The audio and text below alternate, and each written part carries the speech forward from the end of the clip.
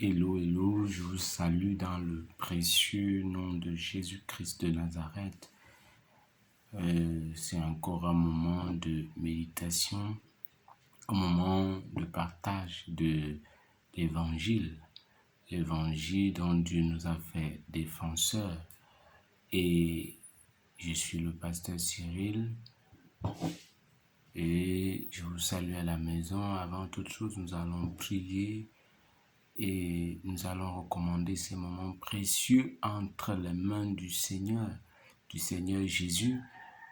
Et nous allons demander, lui qui est le bon berger, de nous conduire et que le Saint-Esprit, par lequel il opère, puisse opérer également au travers de nous et nous mener vers la voie droite et que nous sortions de là renseignés sur des questions qui taraudaient au fond de nous, sur des questions dont nous nous posions, que nous nous posions il y a longtemps et que nous voulions, des réponses que nous voulions, que les réponses sortent. Je dis que les réponses sortent de nos différentes questions et que le nom du Seigneur soit glorifié, lui qu'il va nous rendre les choses claires. Seigneur, nous venons te prier ce matin, nous venons nous prosterner devant ta face et te demander d'être notre guide dans ce jour, que par le Saint-Esprit, que nous puissions avoir l'esprit ouvert pour comprendre les Écritures, pour même comprendre la pensée qui est ta pensée, parce que l'Évangile, c'est ta pensée, la pensée authentique de notre Seigneur, et nous voulons qu'elle soit diffuse, qu'elle soit vulgarisée et que tout le monde puisse avoir cette pensée-là et la garder au fond d'eux-mêmes, et puis que les hommes puissent agir selon la pensée de Dieu, non selon la pensée humaine, ni même selon les autres pensées. Seigneur, ô Dieu Tout-Puissant, merci parce que tu es Dieu et que ta volonté va se faire. Dans le nom de Jésus, nous avons prié. Amen. Oui, en fait, il s'agit aujourd'hui de méditer sur un sujet qui est très important, pour vous, qui est très important aussi pour moi. Il y a de cela un moment, je me souviens, nous avons parlé de qui il faut suivre. Il faut suivre, nous sommes dit, il faut suivre Jésus, parce que Jésus c'est le Fils. C'est lui le Fils du Père éternel, c'est lui le Fils du Dieu vivant. Et il est mieux placé pour conduire vers le Père. Il est mieux placé comparé à ceux-là qui disent être des envoyés du Père. On ne peut pas arriver dans un royaume et on se fie uniquement aux envoyés. Nous abandonnons le prince ou le fils du souverain. Et si nous allons vers le fils du souverain, très vite nous allons entrer en contact avec son Père.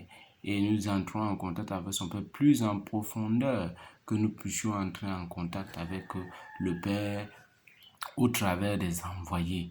Donc il est question maintenant d'être à la recherche de Dieu et c'est le même principe qui s'applique. Nous devons aller vers le Fils pour être en contact avec le Père, entrer dans une véritable relation d'amour, dans une véritable relation fusionnelle, parce que la relation entre le Père et le Fils est fusionnelle, elle est une vraie relation d'amour. Donc, aujourd'hui, nous allons nous poser une autre question, mais une question qui vraiment est une question qui taraude beaucoup d'esprit. Je sais que vous qui êtes à la maison, vous avez également cette pensée en vous, vous posez également cette question, ou vous-même vous êtes posé déjà cette question un jour de votre vie. Vous savez, un jour, nous avons déjà eu à nous poser la question de la pensée humaine ou des vaines pensées du monde occulte ou même de la pensée de Dieu, laquelle détient la vérité. de façon banale, comme un enfant, on s'est souvent posé cette question. Même dans le trouble de nous-mêmes, on s'est souvent posé cette question. Nous n'avons pas fait les gens hyper spirituels. Nous allons chercher la vérité. On s'est déjà posé cette question-là un jour. Quelle est la pensée qui détient la vérité? Parce que si on nous demande de suivre Jésus aujourd'hui, est-ce que sa pensée détient la vérité? Si on nous demande de suivre un homme, oui, est-ce que celui-là que nous suivons, sa pensée détient la vérité? Si on nous demande de suivre une entité autre du monde occulte, est-ce que sa pensée détient la vérité ou ses pensées détiennent la vérité? Nous devons nous poser cette question. Nous qui sommes des suivants, il faut se poser cette question. Parce qu'il s'agit de marcher maintenant en ces jours avec sagesse. Il ne faut plus marcher comme des moutons qui sont en train de suivre je ne sais quoi. Mais il faut marcher avec sagesse. Et le Seigneur nous donne d'être des personnes sages.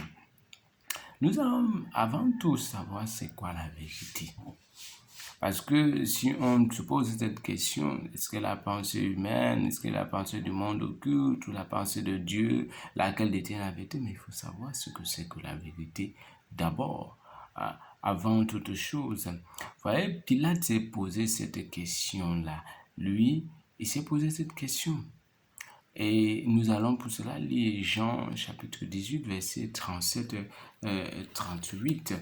C'est quelque chose qui est arrivé pendant que Jésus était en train d'aller à la crucifixion. Vous voyez, il est dit un peu plus loin, Pilate répondit, moi je suis, je parle de Jean 18, 37 à 38, mais nous irons un peu plus loin pour connaître l'histoire même. Nous allons dire à partir du verset 33. Il est dit, Pilate rentra dans le prétoire, appela Jésus et lui dit, es-tu le roi des Juifs? Jésus répondit, est-ce de toi même que tu dis cela ou d'autres te l'ont dit de moi? Pilate répondit, moi, suis-je juif? Ta nation et les principaux sacrificateurs t'ont livré à moi. Qu'as-tu fait? Mon royaume n'est pas de ce monde, répondit Jésus. Si mon royaume était de ce monde, mes serviteurs auraient combattu pour moi afin que je ne fusse pas livré aux Juifs. Mais maintenant, mon royaume n'est point d'ici-bas. Pilate lui répondit, tu es donc roi. Jésus répondit, tu le dis, je suis roi. Je suis né, je suis venu dans le monde pour rendre témoignage à la vérité. Pour rendre témoignage à la vérité. Quiconque est de la vérité écoute ma voix. Jésus dit déjà qu'il rend témoignage à la vérité. Il vient dire la vérité. Et quiconque aime la vérité écoute sa voix. Sa voix, lui, est la vérité. Maintenant, Pilate lui dit, qu'est-ce que la vérité? On dit qu'on devait suivre Jésus. Jésus, lui, dit de façon claire qu'il vient rendre témoignage. Qu'est-ce que la vérité? Après avoir dit cela, il est sorti de nouveau pour aller vers les Juifs et leur dit, je ne trouve aucun crime en lui. Il s'est posé la question, c'est quoi la vérité? Maintenant, aujourd'hui, nous posons aussi cette même question-là. C'est quoi la vérité? La vérité est la réalité elle-même. C'est la connaissance réelle des questions existentielles. C'est la connaissance réelle des questions existentielles. C'est la connaissance réelle du monde qui nous entoure, tant visible qu'invisible. Ouais, la vérité, la conformité à la réalité. Et ouais, la vérité est aussi synonyme de ce qui est droit, juste et équitable. On va donc dire de celui qui est vrai qu'il aime la droiture, qu'il aime la justice et l'équité. Et il est plutôt ennemi des voies détournées et tortueuses. On dit de celui-là, il est vrai. C'est un homme vrai. Parce qu'il aime la droiture, il aime la justice, il aime l'équité, il est vrai. Oui, doit-on se fier donc à toutes ces pensées? Doit-on se fier à la pensée humaine? Doit-on se fier à vaines pensées du monde occulte ou à la pensée de Dieu? Est-ce que ces pensées peuvent nous renseigner toutes les unes après les autres sur les questions existentielles? En réalité, est-ce qu'elles peuvent nous renseigner sur la connaissance réelle du monde qui nous entoure? Est-ce que ces pensées-là, les unes après les autres, sont des pensées qui peuvent nous rendre des personnes vraies, des personnes justes et droites? On se pose cette question-là. En fait, c'est ce qui doit retenir nos esprits. Parce qu'il faut qu'on sache comment se diriger en ce monde. C'est le chemin qu'il y a à suivre. C'est d'une importance capitale. Est-ce qu'on peut donc se fier, avoir confiance en toutes ces pensées pour se laisser guider sur le chemin de notre vie au quotidien avec assurance et que nous allons toujours faire de bons choix et avoir les réponses idoines à nos questions, même les plus difficiles, de trouver toujours les solutions adéquates aux problèmes qui se présentent à nous? Il est clair que nous devons uniquement avoir confiance à la pensée qui détient la vérité au sujet de tout pour nous guider et nous amener en lieu sûr. Maintenant, aujourd'hui, nous allons poser la question, est-ce que la pensée humaine, parce qu'il faut qu'on aille dans le décryptage crescendo, ou qu'on aille dans le décryptage petit à petit, ou qu'on puisse décrypter les choses de manière classée. La pensée humaine détient-elle la vérité? Si nous observons, nous regardons à l'homme de l'extérieur vers l'intérieur, je propose que nous puissions regarder de l'extérieur vers l'intérieur, nous verrons que ces pensées de l'extérieur, nous verrons que les pensées de l'homme, n'est-ce pas, premièrement viennent de l'éducation reçue à la maison, dans le milieu familial, ou de celle acquise en milieu scolaire, dans son contact avec la scolastique humaine. Voyez, vous, que ce soit au sein de la famille ou en milieu scolaire, les réponses données aux questions existentielles, celles qui ont trait à la connaissance exacte du monde qui nous entoure, restent approximatives et inadéquates. Et vous, les philosophies humaines sont vaines de sens car elles ne comportent que des questions incessantes et des remises en cause perpétuelles, sans réponse définitive. Les amoureux d'Hegel, les amoureux de Platon, les amoureux de Aristote, ces gens n'ont fait que se poser des questions. Fait que se poser des questions. Nous avons un livre, La médiocrité à l'excellence.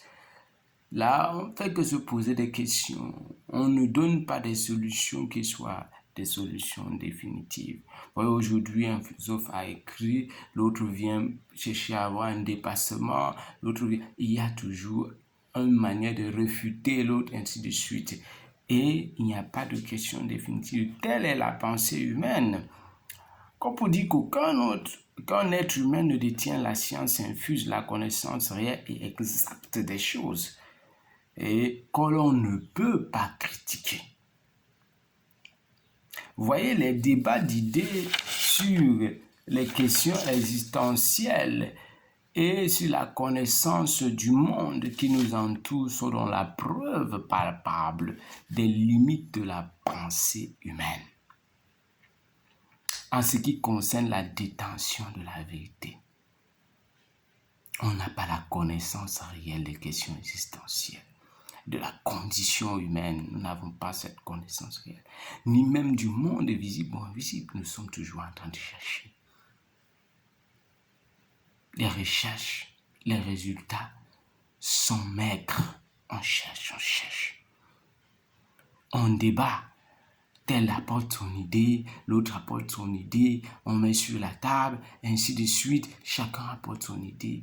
Un melting pot, et on se dit, de là va jaillir la vérité.